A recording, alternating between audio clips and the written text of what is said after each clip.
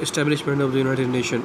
On 25th April 1945, the United Nations Conference of International Organizations began in San Francisco. In addition to governments, a number of non-government organizations, including Rotary International and Lions Club International, received an invitation to assist in the drafting of charter. After the working for 2 months, the 50 nations represented at the conference signed the Charter of the United Nations on 26 June. Poland, which was unable to send a representative to the conference due to political instability, signed the Charter on 15 October 1945. The Charter stated that before it would come into act, it must be ratified by the governments of the Republic of China, France, and the USSR, the United Kingdom, and the United States, and by majority of the other 46 signatories. The occurred on 24 October 1945. The United Nations was officially framed.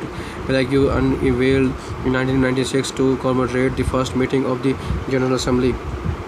The first meeting of the General Assembly was held in the Westminster Central Hall, London on 10 January 1946. The Security Council met for the first time, and a week later in the Church House, Westminster. The League of Nations formally dissolved itself on 18 April 1946 and transferred its mission into the United Nations activities. The United Nations has achieved considerable prominence in the social arena, fostering human rights, economic development, decolonization, health, and education. For example, entrusting itself in a refugee and trade, the leader of the United Nations high hopes that it would act to prevent the conflict between the nations and make future wars impossible. Those hopes have obviously not fully come to pass. From about 1947 until 1991, the division of the world into hostile camps during the Cold War made agreement on the peacekeeping matters extremely difficult. Following the end of the Cold War, renewed calls arose for the United Nations to become the agency for the achieving world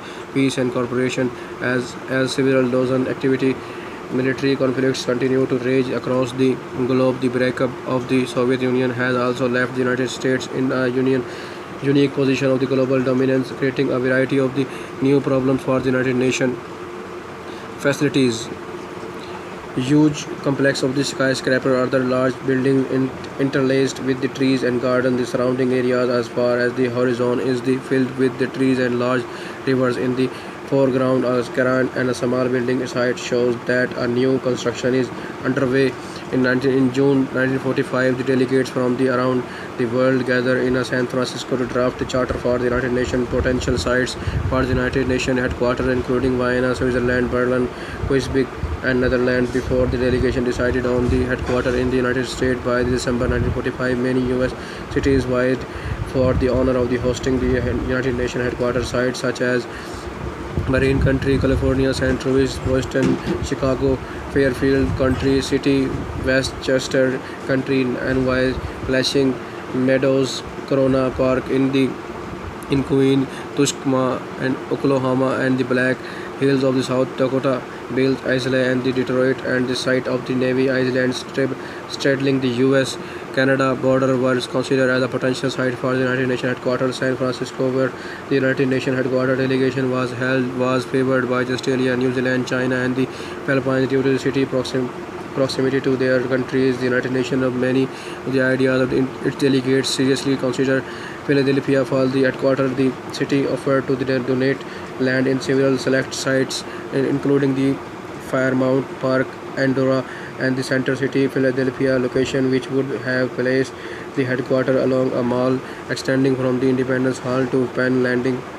In 1946, the John D. Rockefeller III and the Lawrence Rockefeller each offered their respective residences in the Kikuit in Mount Pleasant, New York as a headquarters for United Nations, but the proposal was vetoed as the sites were too isolated from the Manhattan. The Soviet Union vetoed Boston due to the denunciation of the Soviet expansion by the John E. Swift and the Massachusetts Judge and Supreme Knight of the Knights of the Columbus. New York City Planning Commissioner Robert Moses convinced Nelson Rockefeller to purchase a 17 and 18 acres pieces of the land along the Eastern River in the New York City from real estate developer Williams Zackdorf, and Sir.